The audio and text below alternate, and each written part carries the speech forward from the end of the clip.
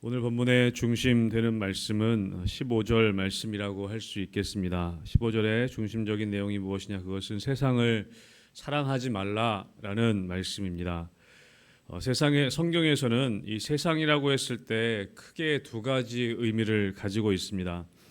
하나는 무엇이냐면 하나님께서 창조하신 또 하나님이 사랑하시는 세상. 그래서 요한복음 3장 16절에 하나님이 세상을 이처럼 사랑하사 그렇게 말씀하셨죠. 하나님이 사랑하시는 세상, 그 하나의 세상이 있다면 다른 하나는 하나님을 떠나 하나님의 뜻을 대적하고 또 하나님의 뜻을 대적하여 이루어내는 그런 영적인 세계와 어떤 사상과 문화, 가치관 등을 가리킨다고 할 수 있습니다. 그래서 로마서 12장 2절 같은 데 보면 너희는 이 세대를 본받지 말아라 할 때 그 세대, 그게 그 세상이 바로 하나님을 떠난 세상, 부정적인 의미로서의 세상을 이야기할 수 있습니다. 우리가 이 둘을 잘 분별해야 되는 것이죠. 하나님이 사랑하시는 이 세상, 또한 하나님을 대적하여서 하나님을 떠난 그런 문화와 그 가치관들을 가진 그 세상, 이 둘을 우리는 잘 분별할 수 있어야 합니다. 그래서 우리가 우리 이웃들, 믿지 않은 영혼들을 사랑하는 이 세상을 사랑하는 마음을 가져야 하지만 또 한편으로는 이 세대를 본받지 않는 하나님 말씀하신 하나님을 떠난 그 하나님의 뜻을 대적하는 세상으로서의 모습을 우리가 또한 잘 분별할 수 있어야 한다는 것이죠.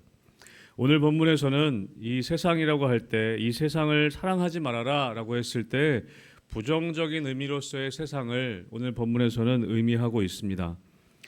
오늘 12절에서 14절까지의 말씀에 보면 사도 요한이 계속해서 내가 너희에게 이것을 쓰는 것은 이라는 말을 반복해서 이야기하고 있습니다. 왜 이것을 쓰는지, 나이 많은 노사도로서 오늘 자녀들과 같은 성도들에게 또 성도된 우리들에게 무엇을 쓰고 있는가?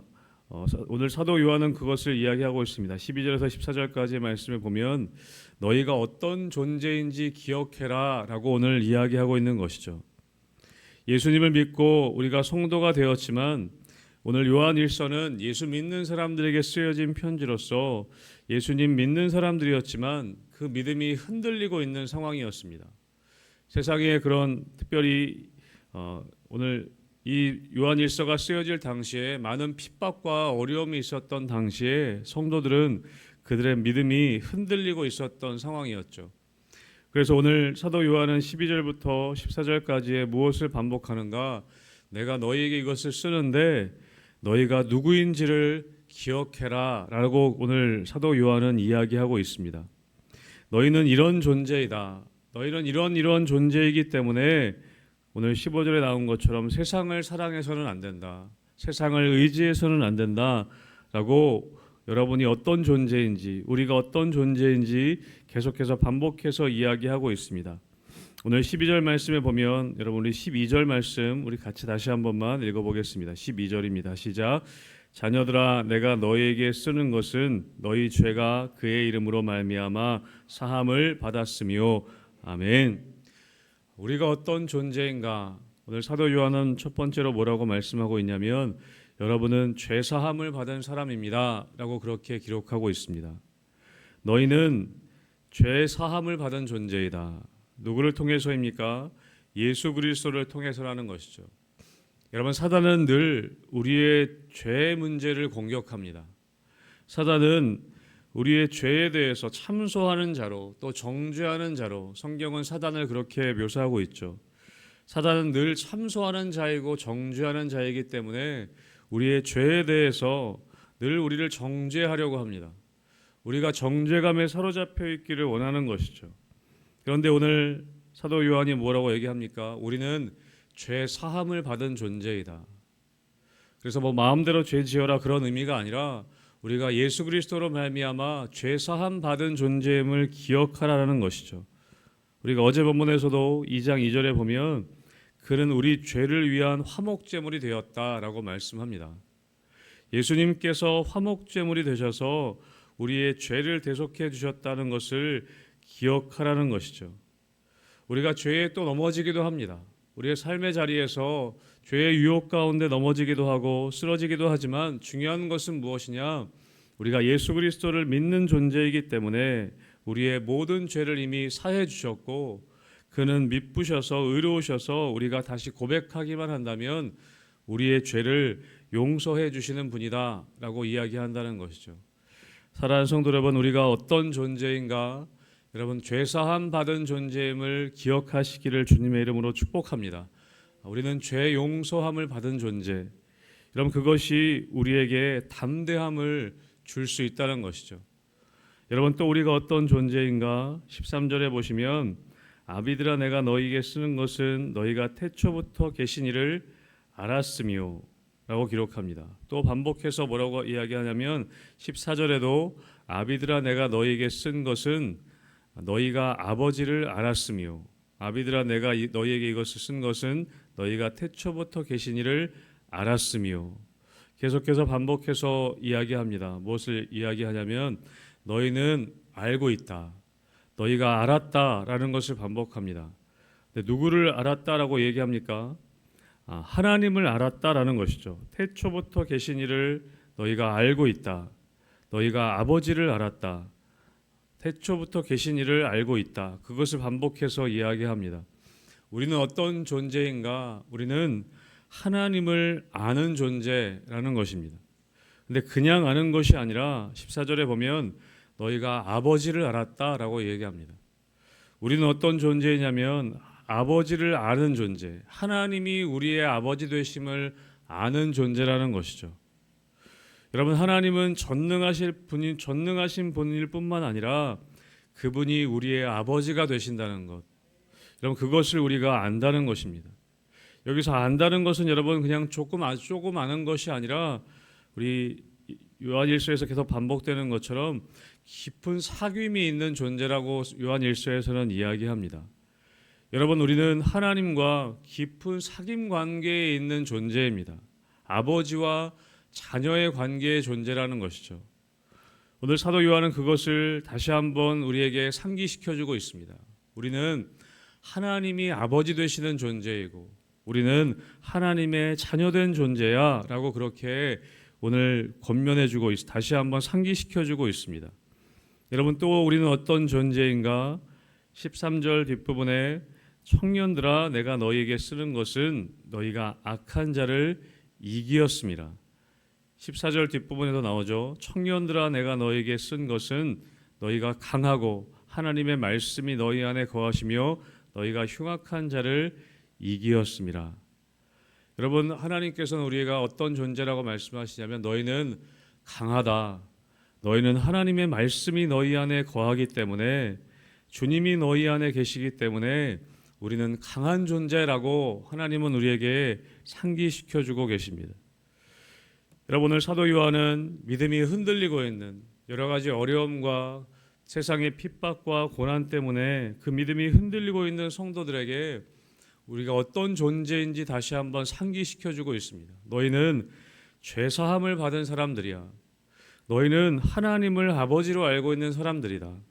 너희는 주님이 너희 안에 거하셔서 악한 자를 이기는 그런 강한 존재야 라고 그렇게 오늘 사도 요한은 이야기하고 있습니다.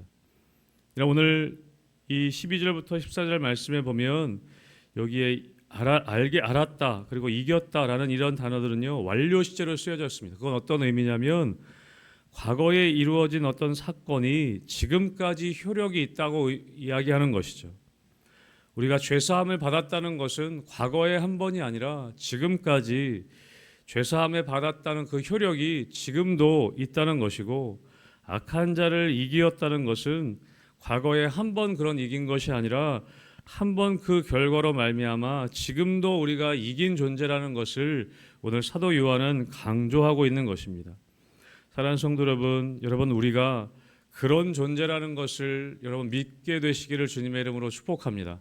나는 죄사함을 받은 존재다. 나는 죄사함을 받았다. 나는 하나님을 아버지로 아는 사람이고 나는 하나님의 말씀이 내 안에 거하시기 때문에 나는 악한 자를 이긴 존재이다 라는 것을 우리가 알기를 주님은 원하신다는 것이죠. 여러분 그리고 나서 오늘 15절 말씀이 기록되어져 있는 것입니다. 그렇게 너희가 누구인지를 분명히 알고 오늘 15절에 그렇게 얘기합니다. 이 세상이나 세상에 있는 것들을 사랑하지 말아라. 왜 사랑하지 말라고 말씀합니까? 우리는 그런 존재이기 때문에, 우리는 죄사함을 받고 하나님을 아버지로 모시고 우리는 강하여서 악한 자를 이긴 존재이기 때문에 세상을 사랑하지 말라라고 오늘 성경은, 오늘 사도 요한은 이야기하고 있습니다. 그러면서 이야기하죠. 누구든지 세상을 사랑하면 아버지의 사랑이 그의 안에 있지 않다라고 말씀합니다. 왜냐하면 둘 다 사랑할 수 없기 때문입니다. 세상을 사랑하고 하나님도 사랑할 수 있는 그런 것이 아니라는 것이죠. 그래서 마태복음에 보면 한 사람이 두 주인을 섬기지 못할 것이다 라고 이야기합니다. 세상도 사랑하고 하나님도 사랑할 수가 없다는 것이죠. 우리가 결혼할 때 아내만 남편만 사랑하고 다른 이성에게 눈을 돌리지 말아야 합니다 라고 했을 때 그건 좀 너무하지 않습니까? 여러분, 그렇게 얘기하는 사람은 없을 겁니다. 당연한 것이죠. 우리가 결혼할 때 아내만 사랑하고 남편만 사랑하겠습니다. 여러분, 그 고백은 너무나 당연한 것입니다. 여러분, 우리가 하나님을 사랑한다는 것은 세상을 사랑하지 않는다는 것을 이야기합니다. 오늘 본문에 나온 것처럼 세상을 사랑하면 아버지의 사랑이 그의 안에 있지 않다는 것이죠. 그래서 우리 십자가의 길이란 찬양 가사에 보면 후렴 부분에 이렇게 되어 있습니다. 조롱하는 소리와 세상의 유혹 속에도 주의 순결한 신부가 되리라. 우리는 주님의 순결한 신부라는 것이죠. 주님의 신부 된다는 것은 어떤 의미냐면 신랑 되신 주님만 우리가 사랑하겠다라고 그렇게 결심하는 것입니다. 여러분, 우리가 하나님의 사랑으로 가득하면 세상에 대한 사랑이 떠나가게 됩니다. 우리가 하나님 사랑이 가득하게 되면 세상의 것들을 사랑하지 않을 수 있게 되는 것이죠. 여러분, 성경에서는 이야기합니다. 돈을 사랑함이 일만 악의 뿌리가 된다라고 이야기합니다. 여러분, 물질은 귀한 것입니다. 물질을 잘 사용해야죠. 필요 없다는 것이 아니라 그것을 사랑하는 것이 문제가 된다는 것입니다. 여러분, 그래서 복음서에 보면 예수님이 굉장히 심한 말씀도 하십니다. 우리가 형제 자매를, 부모를 미워하지 않으면 우리가 주님을 따를 수 없다라고까지 이야기합니다. 여러분, 그러나 거기서 미워한다는 것은 우선순위의 문제를 이야기합니다. 우리가 부모님을 당연히 사랑하고 존경해야죠. 그러나 중요한 것은 하나님보다 더 사랑하는 것들이 생겨지기 시작할 때, 우선순위의 문제가 생겨지기 시작할 때 여러분, 그 사랑에도, 부모 사랑, 우리 형제 사랑, 자녀 사랑에도 문제가 생길 수 있다는 것이죠. 그래서 오늘 본문에 나오는 것처럼 세상을 사랑하지 말라는 것은 우리가 세상을 등지고 세상을 완전히 떠나서 살아야 된다는 의미가 아니라 하나님보다 더 사랑하게 될 때 우리의 삶에서 문제가 생길 수 있다는 것입니다.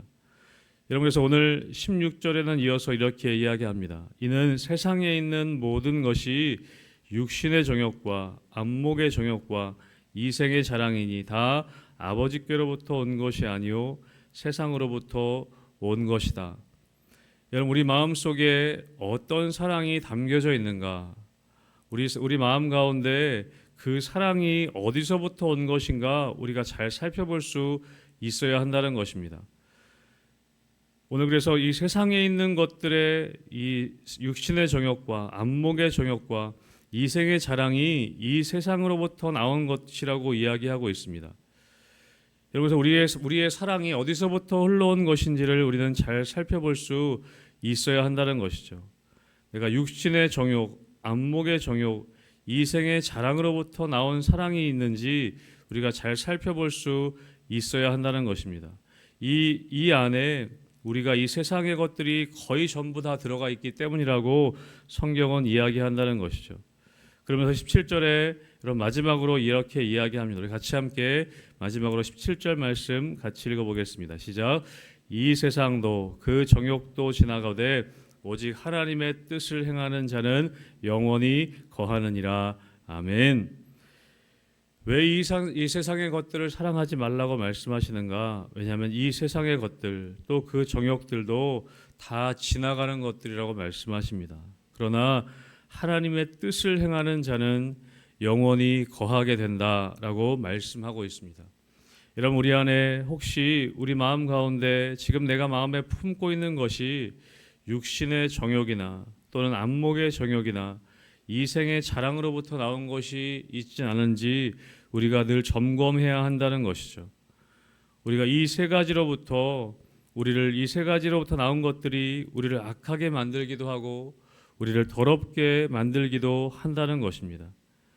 그래서 여러분, 이 세 가지로부터 우리 마음 가운데 나오는 것들을 통해서 세상을 사랑하게 될 때 여러분, 하나님의 사랑에서 우리가 멀어질 수밖에 없다고 오늘 성경은 또 사도 요한은 이야기하고 있습니다.